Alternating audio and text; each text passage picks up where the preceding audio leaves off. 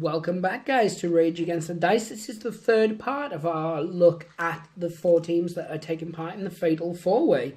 Today we're looking at the New World Orcs, which is the Orc team. You may know them by a different name, and that's absolutely fine. But our guys are called the New World Orcs. We had a very basic look at these previously, where we ran through the stats and such like that. We are going to do it again, because we play with them a little more, so we can tell you how some of their skills and benefits work as such. So the first character we're going to look at, we're getting straight into this, is the Troll. He comes in at 275k, so cheaper than a lot of the other big guys, with a stamina of 10. So he's hard to beat, and certainly we have seen this when we've played as it. He's got 3 action points and 3 movement points. These guys are all rolling bones guys. And now we're going to look at his stats. So he's got a weight of 3. Pop of 1 and a throw of 5. Attack, 1 gold, 2 silver. Defense, 1 silver, 2 copper. Grapple of 3 silver and a dexterity of copper. So the chances you're activating this guy first are a lot slimmer, but his stats are really good overall in terms of what he can do. We're going to have a quick look at his moves, and the first thing we need to check is his regeneration. This is a passive, so at the start of this wrestler's activation, you roll 1 silver die. On a 1+, he replenishes 1 stamina. So as I was saying, not only is he 10, he's pretty hard to beat because he's getting some back. His crowd pleaser is also really good. So this wrestler's brawl attack deals 2 damage until the end of its next activation. And on a pop of 1, that's really impressive. Because if you can get that off, it means, you can be doing some potential big hitters. He's rolling some good die as well. So there's a good dice as well. So there's a good chance that you're going to get some beatdowns. And on top of that crowd pleaser, that can be the difference between a conscious and an unconscious wrestler. We're going to now take a look at his moves, because they're cool and they're named brilliantly. So he's got a spinning spin buster, which I'm never sure if that's a typo or whether it's meant to be called a spin buster, because obviously there's a pro wrestling move, a spine buster. It causes daze to your opponent, which is brilliant. It's only 1 action point as well. It's done on 3 silver. Which of course is his normal grapple, and then it's a damage of 1. So really the best thing, you're looking for the dazed on this move. That's really sort of what you're going for. His rope attack is fantastic. It's called Blue Thunder, has a shove of 5, which is to be expected when something that big hits you. Damage of 3 for 3 action points is fair enough. It's done on 1 gold, 1 silver and 1 copper, making use of all the dice. Always a fan favourite. And then his top rope move, which again you can't do it in 1 turn. You have to climb up 1 turn and then do the move the next, leaving him vulnerable for a turn. But it's called the Troll Toll. I know, brilliant name, right? 3 action points, 3 gold to do, 4 damage in a range of 4. So he's not jumping very far, but if he hits you with it, he's doing some serious damage. So you can see there straight away, really good attack stats, decent defense stats, good grapple. Dexterity is virtually non-existent.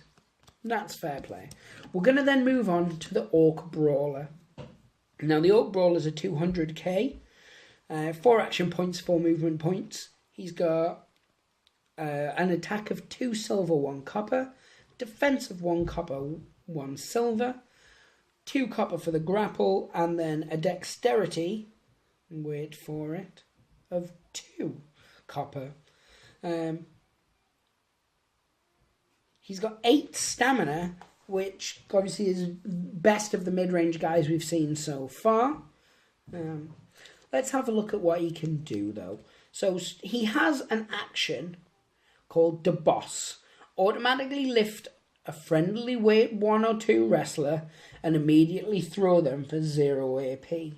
And that costs you 1 action point. So instead of picking them up for 1, throwing them for a second, it automatically does it as well, so there's no need for the dice rolling, and it means you can get people where you want them.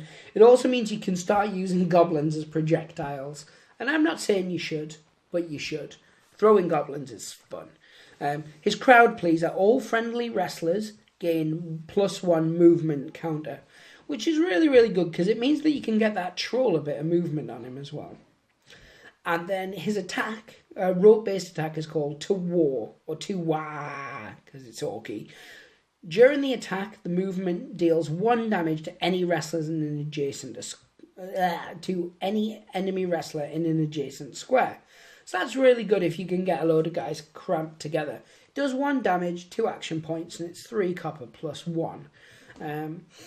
Again, he's a mid-range guy, and his stats and moves are appropriately so, but he does have a little bit of cheeky nuances with him.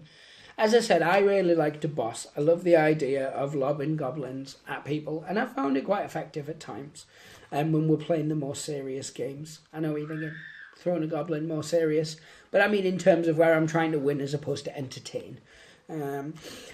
Orc Grappler has the same. He has the boss. This makes sense. Now, very much like with a lot of the other characters where they're the similar brawler grappler equivalents, attack 2 copper, grapple 2 silver 1 copper. So you can see they're just switched around from the brawler. Dexterity's 2 copper and the defense 1 silver 1 copper. So these all match. And then 8 stamina. So that matches well. 4 actions, 4 movement. Weight of 2, pop of 2, and throw of 4. So other than that switched around grapple and attack, they're pretty much the same card on the front. The back is where it's going to be different. Now, and this is how I tend to play him. I tend to go for my grapple first on this guy, and it's a headlock. And this is why. It's 1 action point, 2 silver, 1 copper, and it does no damage. I know what you're thinking. Thinking, why would you do that then? The reason you would do that, good sirs of the internet, or madams, or whatever prefix you need me, doctor, colonel, admiral, it's regardless. For this activation, the target wrestler has a defense of 0 against brawl attacks. So remember when you were at school, you're nerdy, I'm assuming, you probably had it done, someone would get you in the old headlock, and then they'd give you the old nuggie. Well, this is obviously a more violent version of that. So what he does is he gets you in the headlock for 1 action point, then he uses his other action points to punch you really hard in the head. It's pretty good.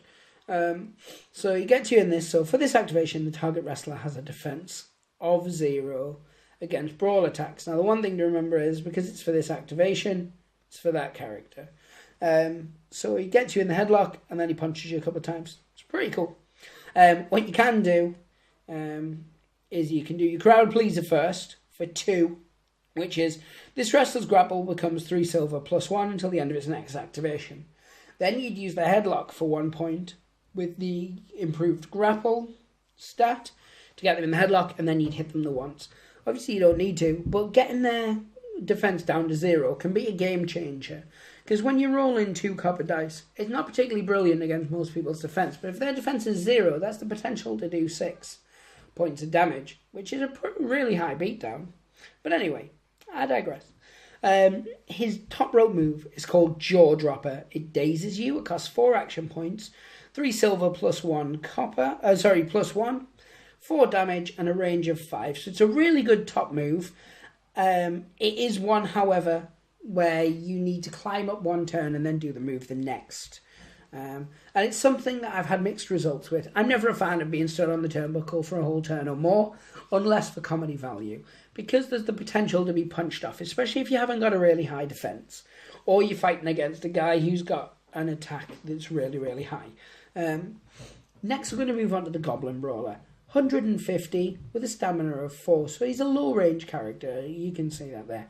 5 action points, 5 movement points, pretty good. 2 copper on the attack, 1 copper on the defense, 1 copper on the grapple, and 3 copper on the dexterity. Weight of 1, pop of 2, throw of 2.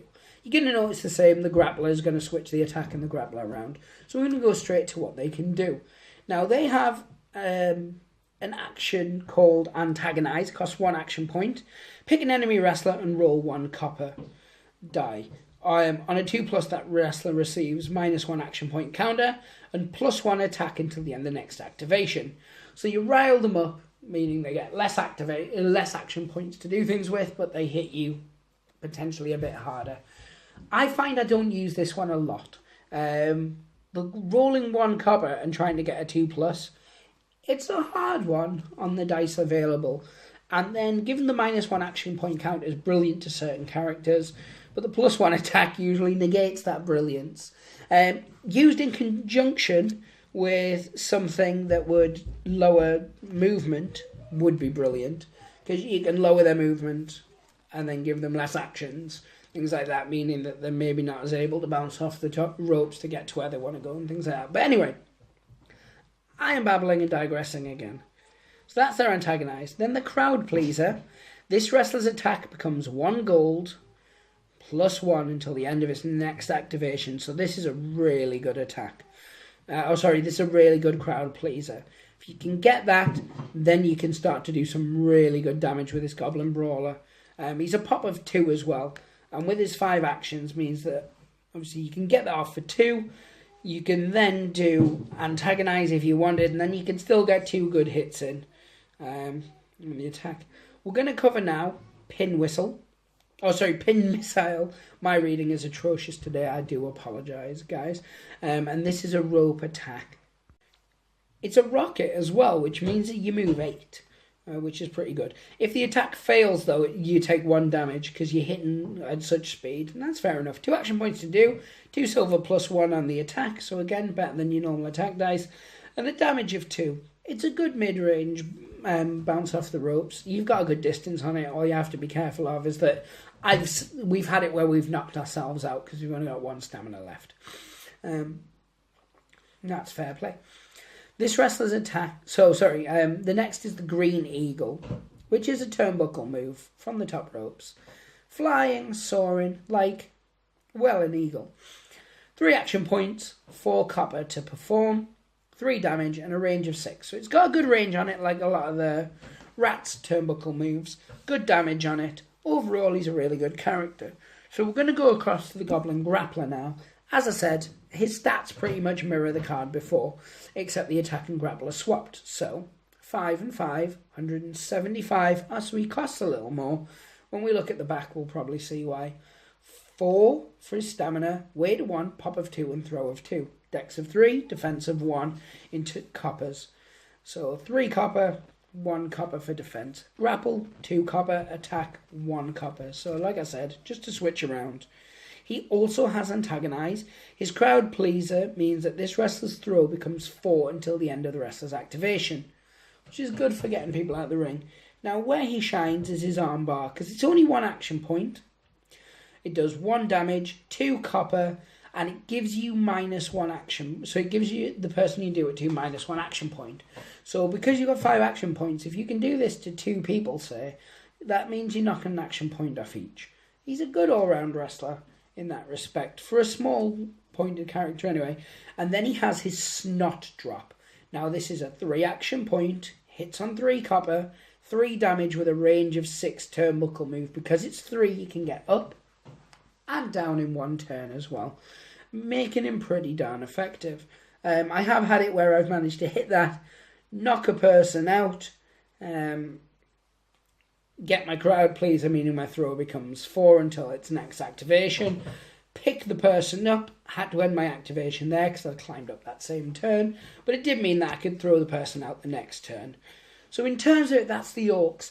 I find the Orcs to be a really strong team, but I find that they're mainly led by the Troll and the 2 bigger guys, and the Goblins kind of make up numbers. That's not to say that's all they do. I've had them be very, very effective, especially if the Goblin Brawler can get off his crown pleaser. But in terms of it, you rely heavily on the other 3 guys, and then the Goblins to mop up the mess, or to use the Goblins as projectiles. All in all, though, they're still a strong contender in the Fatal 4-Way. I just think in terms of it, they're going to be relying on some heavy dice rolls and maybe the other 3 teams fighting each other. That's not to say, I find very much like the humans, the Orcs play very good overall, which fits in with, I guess, the fact that they're both starter teams. So the last team that we're going to look at in the next video is the Crypt-Born Nightmares. Now, any of you who've watched any of our videos know that this is a particular favourite team of mine, and I'm looking forward to covering them in the kind of detail that I've covered in the other 3 videos, the first 2 and then this one being those. But yeah, the usuals, like, subscribe, comment, all that jazz. But anyway, pray the dice gods, hope they smile upon you, and thank you very much for your time today, guys.